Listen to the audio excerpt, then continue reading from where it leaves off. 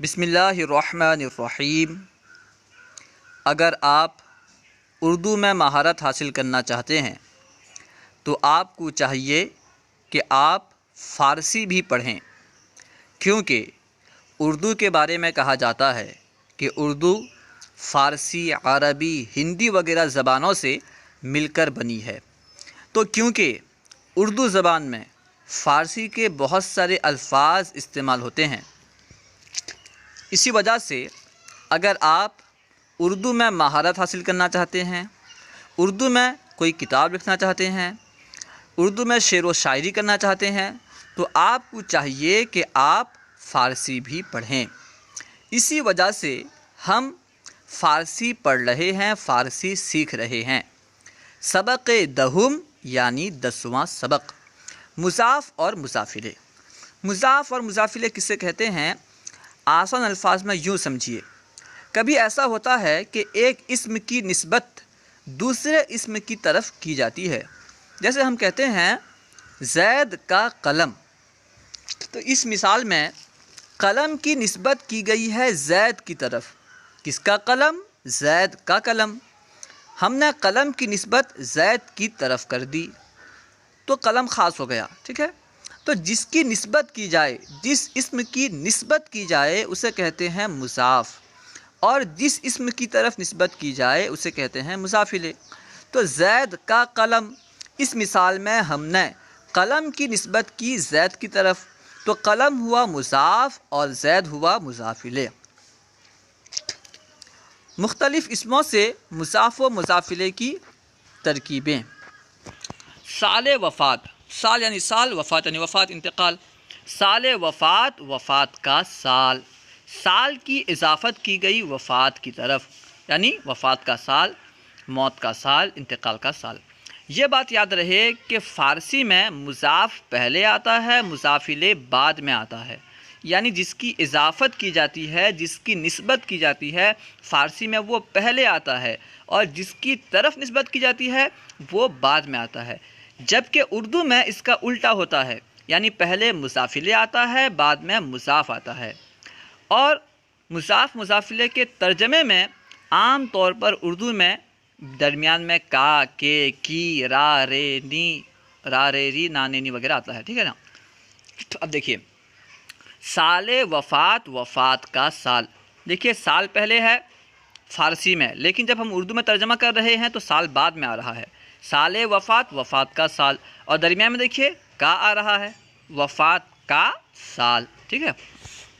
روز پیدائش، روز یعنی دن، پیدائش یعنی پیدائش، روز پیدائش، پیدائش کا دن۔ راہ بہشت، راہ یعنی راستہ، بہشت یعنی جنت، راہ بہشت، بہشت کا راستہ، جنت کا راستہ، دیکھیے درمیان میں کا آ رہا ہے۔ اس کے بعد ہے آب دریا، آب یعنی پانی، دریا یعنی دریا، آب دریا، دریا کا پانی، آب دریا، دریا کا پانی۔ کوہ طور، کوہ کا معنی ہے پہاڑ، طور ایک پہاڑ کا نام ہے، کوہ طور، طور کا پہاڑ، کوہ طور، طور کا پہاڑ۔ کتاب خدا، کتاب یعنی کتاب، خدا یعنی خدا، کتاب خدا، خدا کی کتاب، دیکھیں یہاں پہ درمیان میں کی آ رہا ہے، ٹھیک ہے؟ کتاب خدا، خدا کی کتاب۔ شین تا میم، شین کا معنی ہوتا ہے اس کا، اس کی، اس کو، تا کا معنی ہوتا ہے تیرا، تیری، تجھ کو، اور میم کا معنی ہوتا ہے میرا، میری، مجھ کو، ٹھیک ہے؟ شین تا میم سے مرتب شدہ فقرے اور معنی۔ کتابش، کتاب یعنی کتاب، اور شین کا معنی اس کی، کتابش اس کی کتاب، کتابش اس کی کتاب۔ کتابم، کتاب یعنی کتاب، اور میم کا معنی ہے میری، کتابم میری کتاب، تو یہاں پہ دیکھیے ری آ رہی ہے، ٹھیک ہے نا؟ کتابم میری کتاب۔ اسپش، اسپ کا معنی گھوڑا، سین کا معنی اس کا، اس کی، اسپش اس کا گھوڑا، اسپش اس کا گھوڑا۔ اسپم، اسپ یعنی گھوڑا، اور میم کا معنی میرا، میری، اسپم میرا گھوڑا، اسپم میرا گھوڑا۔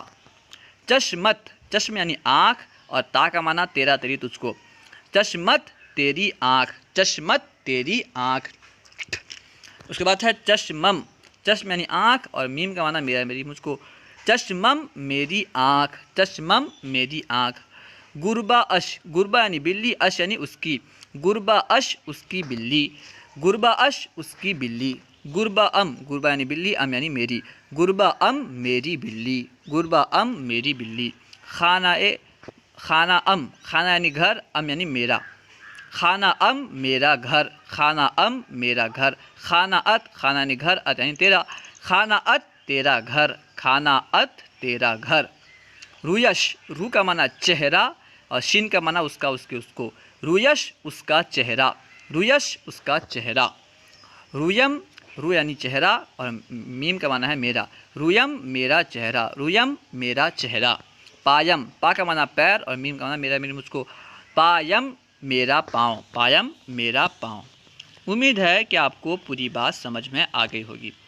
اس سبق میں آپ کے لیے جو نئے الفاظ ہیں انہیں اچھی طرح اپنی کاپی میں لکھیں اور بار بار انہیں پڑھ کر کے یاد کریں، پھر ان کا استعمال کریں، تو انشاءاللہ عز و جل یہ الفاظ آپ کو یاد ہو جائیں گے۔